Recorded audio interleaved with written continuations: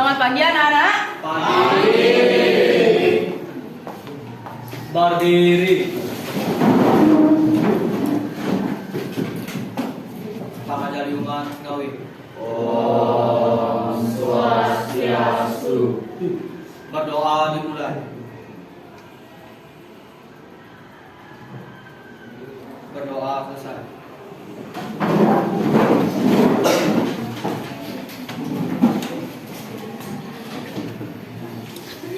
Baik, hari ini siapa yang tidak masuk?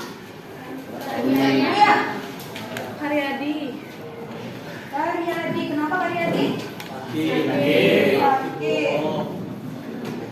Siapa lagi di sini? Taryani. Taryani? Izin. Kenapa dia? Tuh, ya. Lagi satu. Ya. Nanti bisa disampaikan ke temannya yang pelajaran hari ini ya, yang izin ya. Baik. Sebelum kita mulai, kalian sudah belajar tadi malam? Berarti hari ini kita akan mempelajari reaksi. Ya. Sebelumnya kalian sudah belajar kan tadi malam? Ibu minta sekarang untuk mengerjakan soal pretest. Pretestnya sudah Ibu kirim linknya di WhatsApp grup ya. Oke, silakan dibuka. Ada 8 soal. Masing-masing waktunya 45 detik.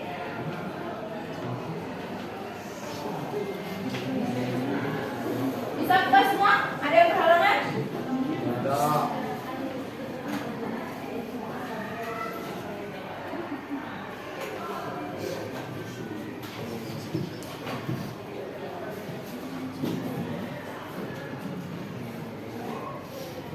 Sudah? Silakan kerjakan individu ya.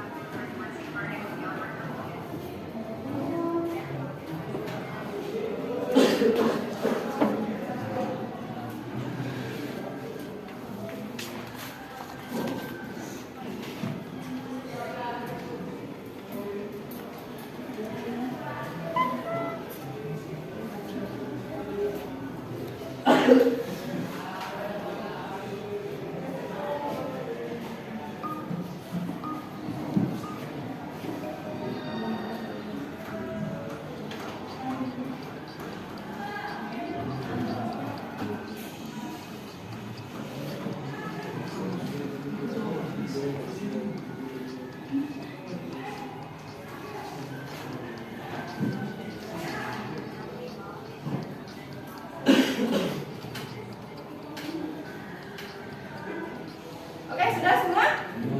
Belum. Yang sudah angkat tangan? Ini sudah. Yang sudah boleh kalian baca-baca buku terlebih dahulu ya, sambil menunggu temannya selesai.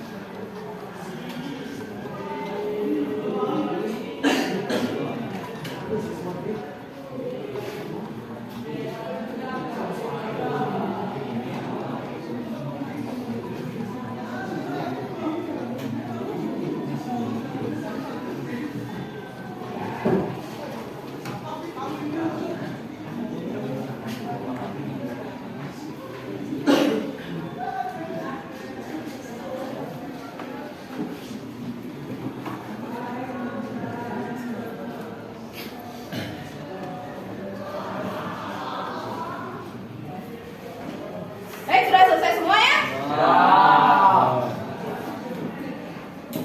Nah, Ibu ingin bertanya kalian apakah masih ingat pertemuan minggu lalu tentang termokimia, reaksi eksoterm dan endoterm. Nah, ada gambar di depan ini, gambar apa? Kembang api. Kembang api. Berarti kembang api itu merupakan reaksi apa? Eksoterm. Iya. Kenapa? Karena mengeluarkan panas. Terus perpindahannya dari sistem ke lingkungan atau lingkungan ke sistem? Oke, berarti masih ingat semua ya? Baik, berarti sekarang kita bisa langsung lanjut masuk ke laju reaksi. Gambar apakah di depan? Angkat tangan, siapa mau jawab?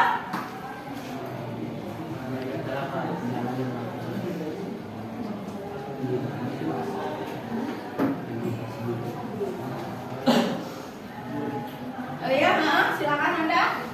Gambar di depan merupakan gambar jalan yang ramai dan sepi. Iya, yang sebelah kanan itu ramai, yang sebelah kiri itu Sepi. sepi. Nah, apa hubungannya dengan laju reaksi ya?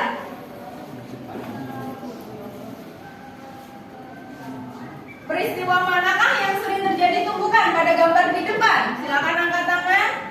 Iya, Peristiwa yang sering terjadi tumbukannya itu gambar yang sebelah kanan. yang sebelah kanan yang ramai ya. Jadi yang ramai itu sering terjadi rawan terjadi tumbukan. Tumbukan kata lainnya adalah tabrakan. Nah, sampai sini sudah paham semua ataukah ada yang ditanyakan? Nah, kompetensi dasar yang harus kalian capai bisa menjelaskan faktor-faktor yang mempengaruhi laju reaksi dan merancang, melakukan, menyimpulkan, menyajikan serta menyajikan hasil percobaan. Jadi minggu depan kita percobaan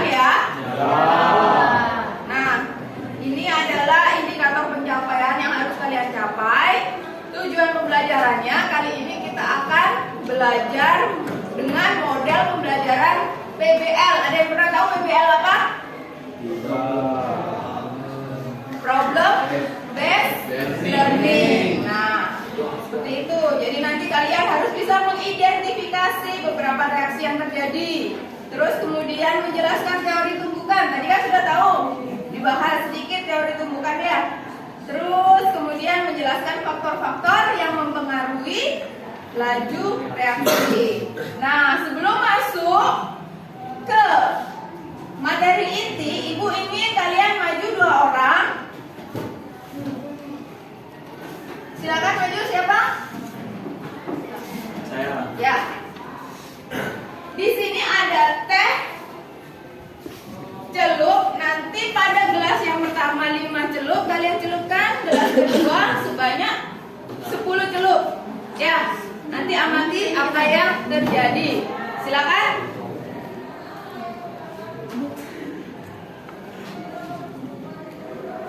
Siapa yang 5? Saya. Ya.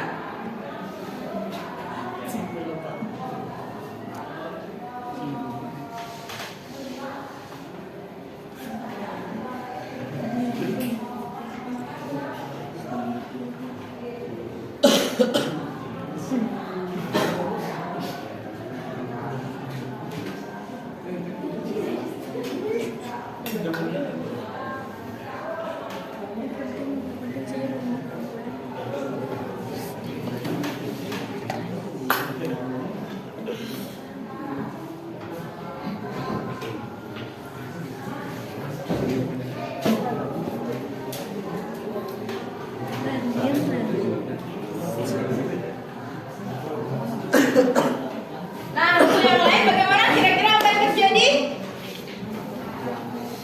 Adanya, oke, terima kasih. Silakan duduk kembali. Terima kasih Ferdi, terima kasih Desta. Tepuk tangan dulu buat temennya yang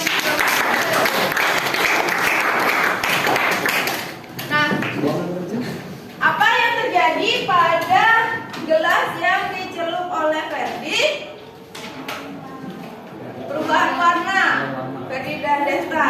Kalau yang Ferdi dia 5 kali, Destanya 15 kali tadi. Apa bedanya? Warna. Selain warna apa lagi? Rasa. Jumlah pencelupannya beda ya. Rasanya beda pasti ya, karena satunya sudah mulai coklat, yang satunya masih belum coklat, masih bening. Disebabkan apa itu? Kira-kira?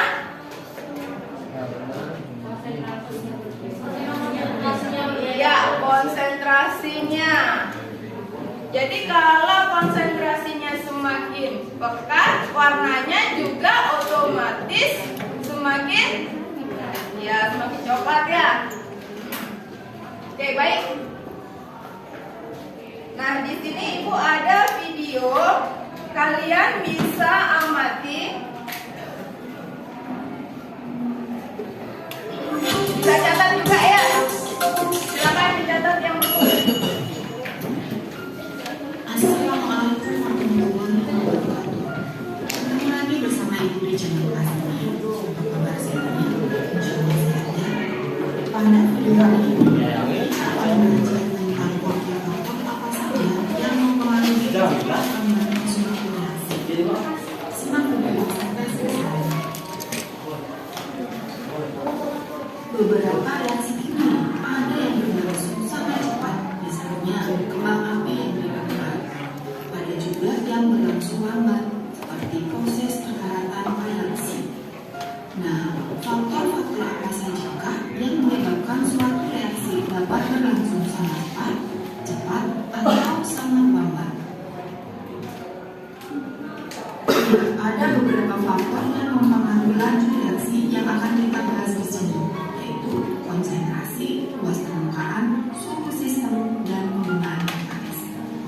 Tetapi sebelum kita membahas faktor-faktor yang mempengaruhi laju reaksi, kita akan bahas terlebih dahulu tentang teori tumbukan dan energi aktivasi. Kedua hal ini perlu kita pahami untuk menentukan berlangsung atau tidaknya suatu reaksi. Partikel-partikel zat yang bereaksi selalu bergerak ke segala arah dan sangat memungkinkan untuk bertumbukan satu sama lainnya, baik dengan molekul yang sama maupun dengan molekul yang berbeda. Tumbukan tersebut dapat memutuskan ikatan dalam molekul bereaksi dan kemudian membentuk molekul baru yang menghasilkan produk atau hasil reaksi. Semakin banyak terjadi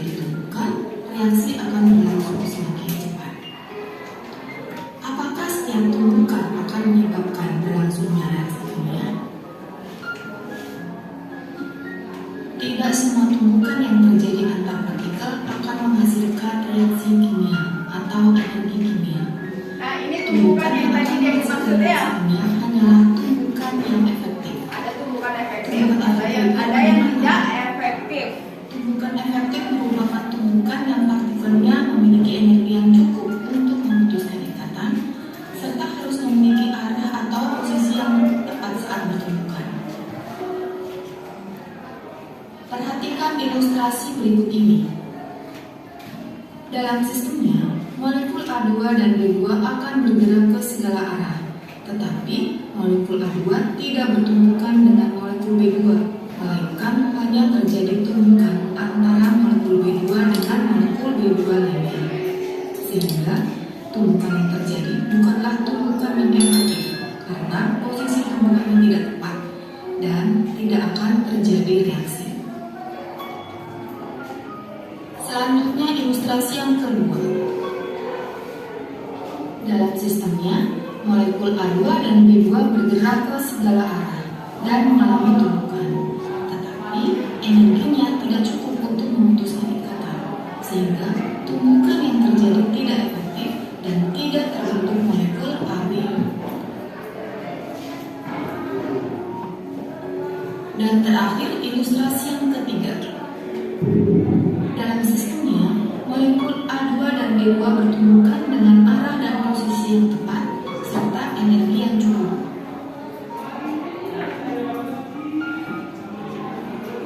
Maka, tumbukan yang terjadi adalah tumbukan yang efektif, sehingga reaksinya dapat berlangsung dan menghasilkan molekul AB. Selanjutnya kita akan bahas tentang energi aktivasi. Apa itu energi aktivasi? Ya, perhatikan terlebih dahulu ilustrasi berikut ini. Model tumbukan antar partikel dapat digambarkan sebagai bola yang menggelinding dari lekukan suatu bukit ke lereng bukit. Diperlukan energi supaya bola menggelinding mencapai puncak lekukan atau disebut juga keadaan transisi. Setelah mencapai keadaan transisi pun masih memerlukan energi untuk terlepas dari puncak lekukan tersebut. Kemudian menggelinding ke lereng bukit. Jika energi tidak cukup, bola akan kembali ke lekukan sebelumnya. Besarnya energi yang diperlukan untuk mendorong bola agar sampai ke puncak adalah dengan pengertian energi aktivasi. Jadi, energi aktivasi adalah energi kinetik minimal yang harus dimiliki oleh partikel-partikel bereaksi agar menghasilkan reaksi. Tiap reaksi memiliki energi aktivasi yang berbeda-beda. Jika energi aktivasi suatu reaksi rendah, maka reaksi tersebut akan semakin mudah terjadi.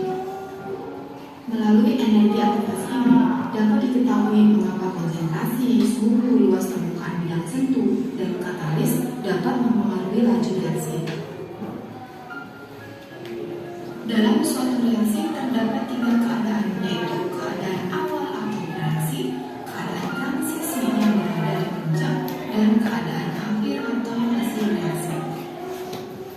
Keadaan transisi disebut juga dengan kompleter aktivasi, di mana pada keadaan ini ikatan baru sudah terjadi, namun ikatan lama belum putus. Dan keadaan ini hanya berlangsung sesaat serta tidak stabil. Dari grafik ini terlihat bahwa energi aktivasi adalah selisih keadaan awal dengan keadaan transisinya. Energi pada keadaan transisi selalu lebih tinggi dari keadaan awal dan keadaan akhir. Tetapi energi keadaan awal dapat lebih tinggi atau lebih rendah dari keadaan akhirnya. Bila keadaan awal lebih tinggi dari energinya dari keadaan akhir, reaksi melepaskan kalor disebut dengan reaksi eksoterm dan sebaliknya.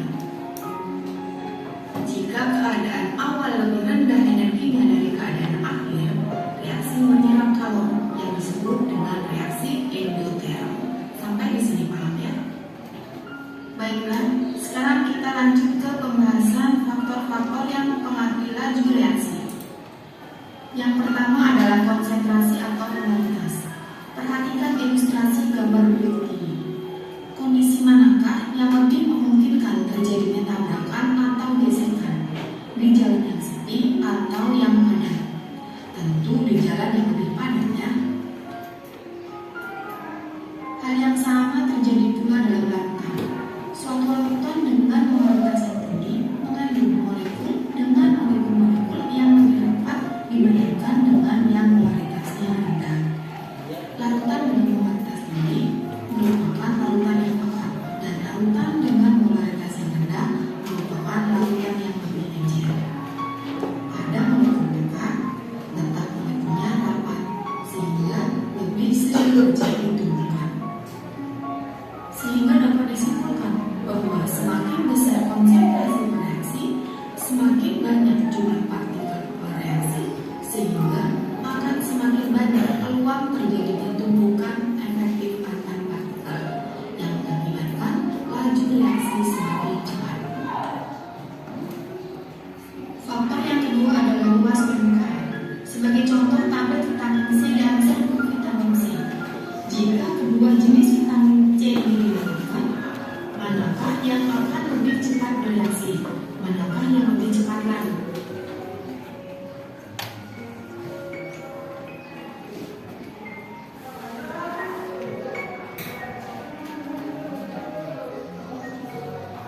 Secara teori, serbuk vitamin C akan lebih mudah bereaksi daripada yang tablet. Kenapa demikian? Serbuk memiliki permukaan yang lebih luas dibandingkan dengan kepingan. Kita bisa lihat ilustrasi berikut ini. Kepingan yang berbentuk balok memiliki luas permukaan tertentu. Dan ketika kepingan tersebut dipecah menjadi beberapa bagian atau menjadi serbuk, luas permukaannya tentu saja akan bertambah.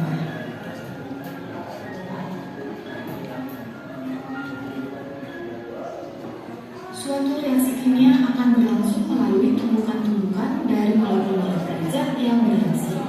Semakin luas permukaan, semakin banyak peluang terjadinya tumbukan efektif yang terpakai, sehingga akan semakin cepat terjadinya reaksi. Yang ketiga adalah suhu. Pada suhu tinggi, partikel-partikel akan bergerak lebih cepat. Energi kinetik partikel meningkat, sehingga jika saling bertabrakan akan menghasilkan energi yang tinggi pula. Peluang terjadinya tumbukan efektif antar partikel semakin besar. Sehingga dapat disimpulkan, suhu semakin tinggi, laju reaksi akan semakin cepat. Faktor yang mempengaruhi laju reaksi yang terakhir adalah katalis. Beberapa reaksi ada yang suka berlangsung karena tingginya energi aktivasi. Oleh karena itu, agar reaksi lebih mudah berlangsung, perlu ditambahkan katalis. Katalis adalah zat yang dapat mempercepat terjadinya reaksi, tetapi tidak mengalami perubahan jumlah. Dan fungsi katalis adalah untuk menurunkan energi aktivasi. Yang keberadaannya dapat memperlambat laju reaksi dinamakan dengan inhibitor. Alhamdulillah selesai sudah pembelajaran kita kali ini. Semoga bermanfaat, tetap semangat, sehat selalu. Wassalamualaikum warahmatullahi wabarakatuh. Baik, dari video tadi ada 4 faktor yang mempengaruhi laju reaksi. Silakan angkat tangan siapa? Ya. Luas permukaan, suhu, konsentrasi, katalis. Oke, ada 4 ya. Nah, sekarang kalian bisa membentuk kelompok 4 sampai 5 orang. Kelompoknya secara heterogen. Silakan berpindah tempat. Ibu akan bagikan LKPD pada kalian.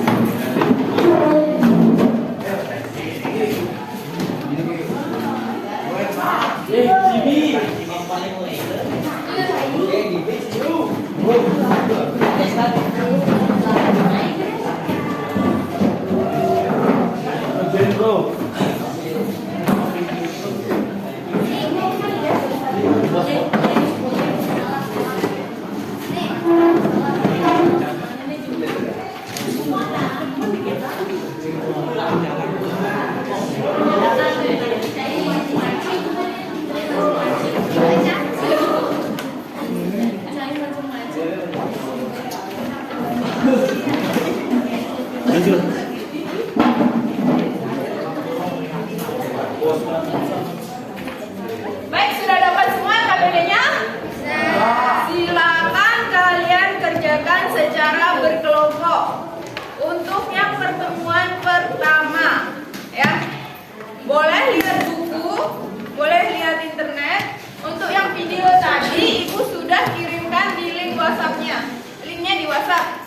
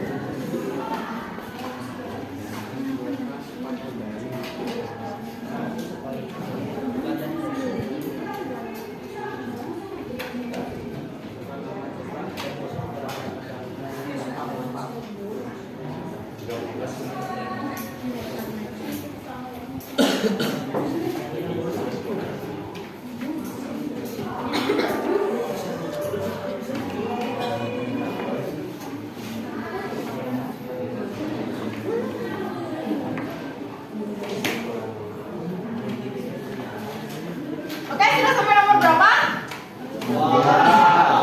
Dua. Nomor 3. Ada yang sudah selesai kah?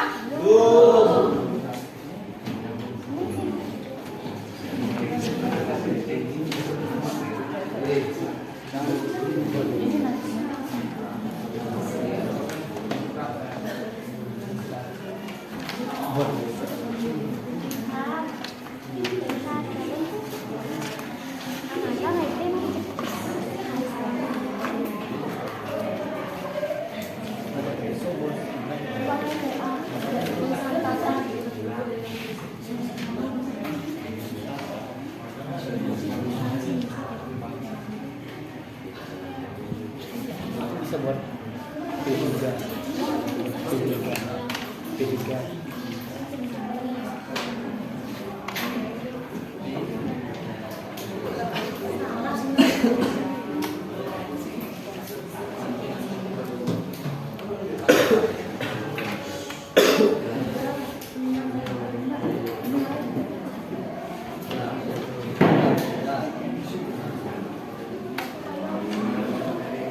Baik, sudah selesai semua?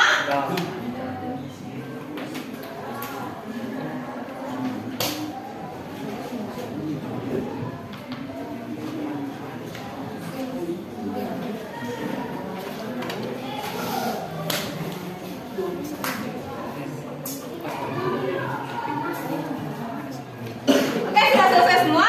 Nah, setelah kalian mengerjakan LKPD, adakah yang ditanyakan kembali sebelum Ibu bahas LKPD-nya? Nah, oke. Baik, sekarang silahkan. Siapa yang mau mengerjakan nomor 1? Kelompok mana? Ya, maju ke depan. Ini.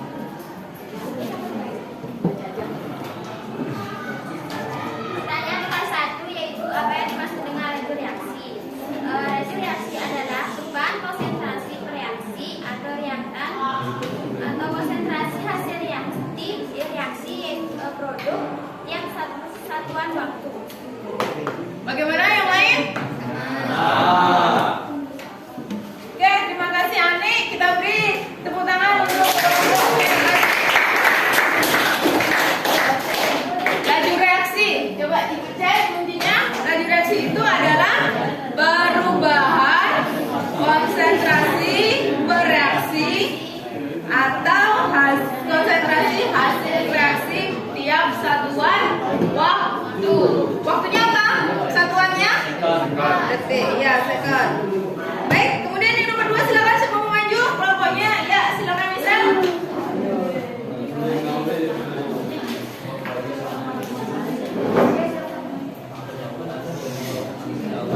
Apa yang kamu ketahui tentang teori tumbukan? Teori tumbukan menggambarkan peristiwa pertemuan partikel-partikel reaksi yang bertumbukan untuk menghasilkan produk. Iya. Bagaimana yang lain? Oke, silakan tepuk tangan dulu.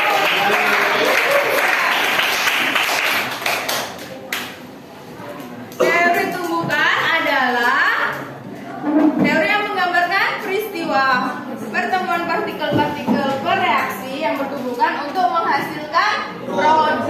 Nah, tadi teori tumbukannya ada yang tumbukan efektif, ada yang tumbukan tidak efektif. Tepat sekali. Silakan nomor 3 maju. Ya, silakan kembang.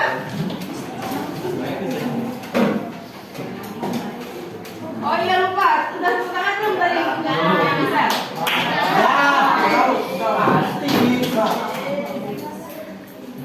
Silakan diperhatikan. Sebutkan faktor-faktor yang Ada pesan.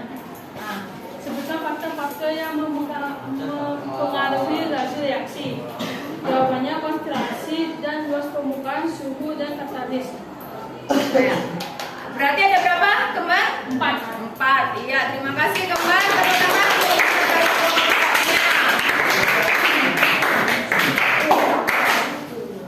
Jadi ada 4 faktor, yaitu yang pertama konsentrasi, kedua luas permukaan, suhu, dan yang terakhir adalah katalis. Tepat sekali. Terakhir untuk nomor 4, silakan. Ya, Wirya.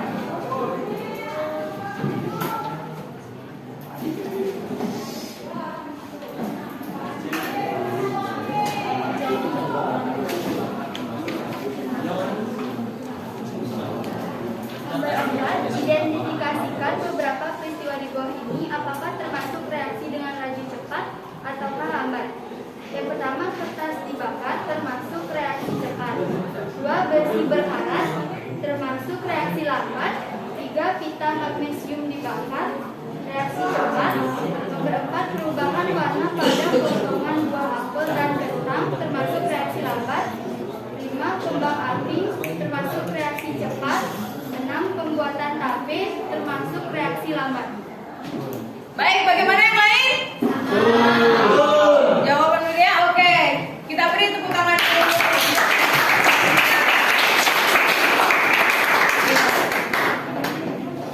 Nah, ini dari Ibu kunci jawabannya, kertas yang dibakar cepat. Kemudian besi berkarat. Kemudian magnesium dibakar. Kemudian kembang api. Kembang api. Pembuatan tape. Oke. Nah, sekarang Ibu akan evaluasi apakah kalian benar-benar sudah paham atau belum tentang faktor luas permukaan. Manakah yang lebih cepat laju reaksinya? Serbuk atau bongkahan? Ya. Serbuk yang 3. Ya.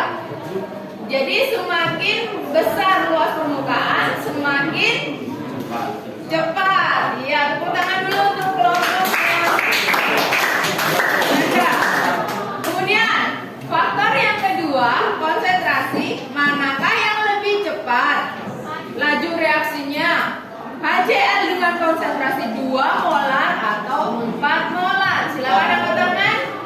Oke, ya. Kelompoknya Randy. 4 molar. Oke, yang lain bagaimana? Nah, oke, kita beri tepuk tangan dulu. Suhu. Sekarang faktor suhu, ya. Suhu manakah yang lebih cepat reaksinya? Pada suhu panas, ya Gunawan, atau suhu normal? Ya, pada suhu panas. Bagaimana yang lain? Oke, kita beri tepuk tangan dulu. Yang terakhir, katalis. Manakah yang lebih cepat laju reaksinya? Ya, silakan Alivia.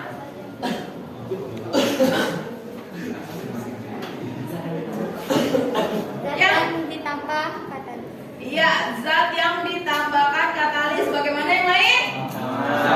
Oke. Nah, kesimpulan kita hari ini, silakan siapa mau angkat tangan untuk menyimpulkan. Ya, Amanda Helenia, silakan.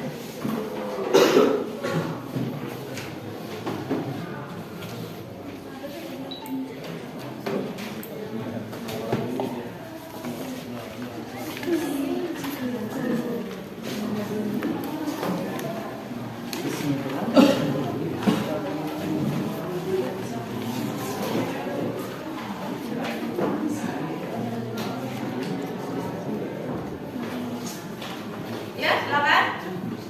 Yang pertama ada teori tumbukan, adalah teori yang menggambarkan peristiwa pertemuan partikel-partikel reaksi yang bertuburukan untuk menghasilkan produk. Ya. Yang kedua ada laju reaksi, laju reaksi adalah perubahan konsentrasi preaksi, yaitu reaktan atau konsentrasi hasil reaksi produk tiap suatu waktu. Ya. Faktor-faktor yang mempengaruhi laju reaksi, yang pertama ada luas permukaan, yang kedua ada konsentrasi, yang ketiga ada suhu, yang keempat ada katalis. Ya, terima kasih. Kita beri tepuk tangan.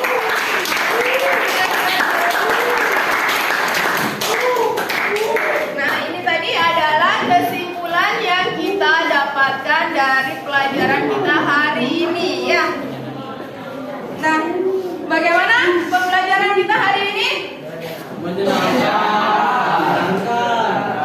Sangat menyenangkan.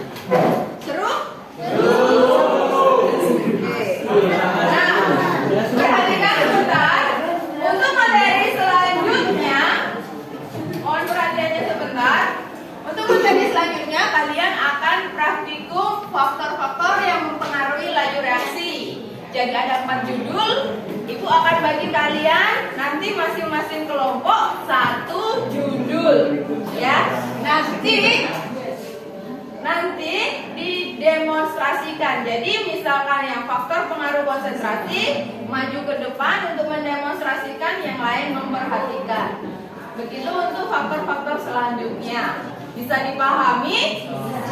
Nah, teman-teman proyeknya yang ibu minta selain hasil kalian demonstrasi di depan, juga poster.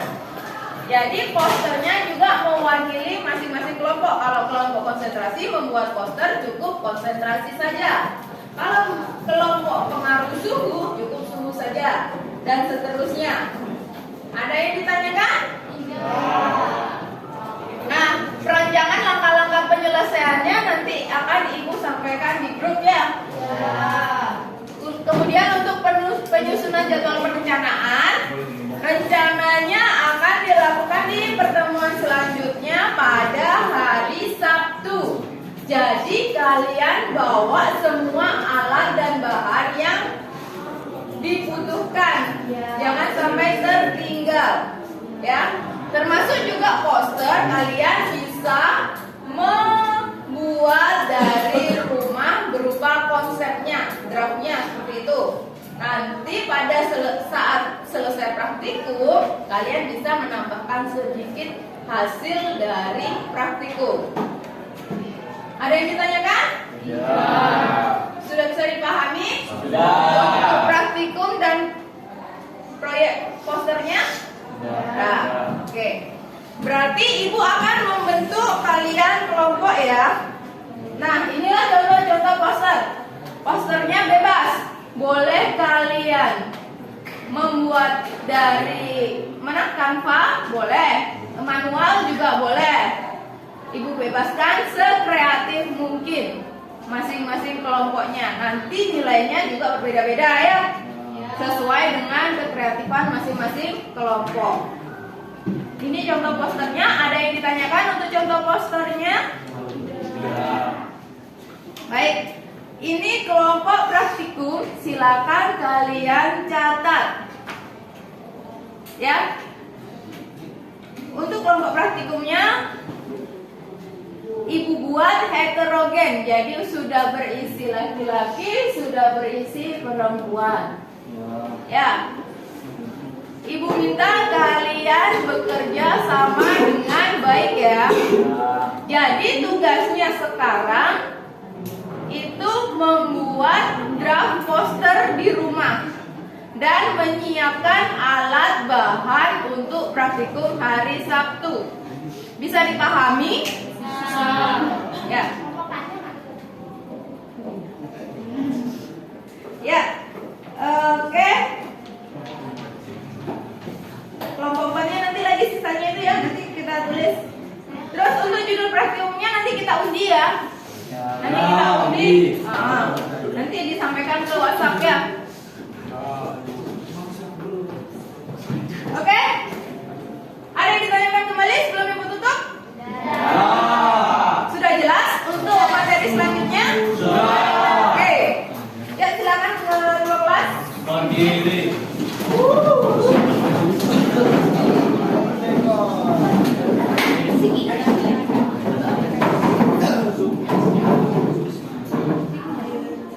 Berdoa dimulai.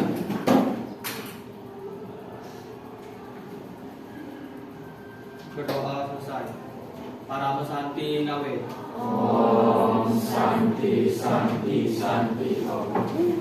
Baik, silakan kembali ke tempat duduknya.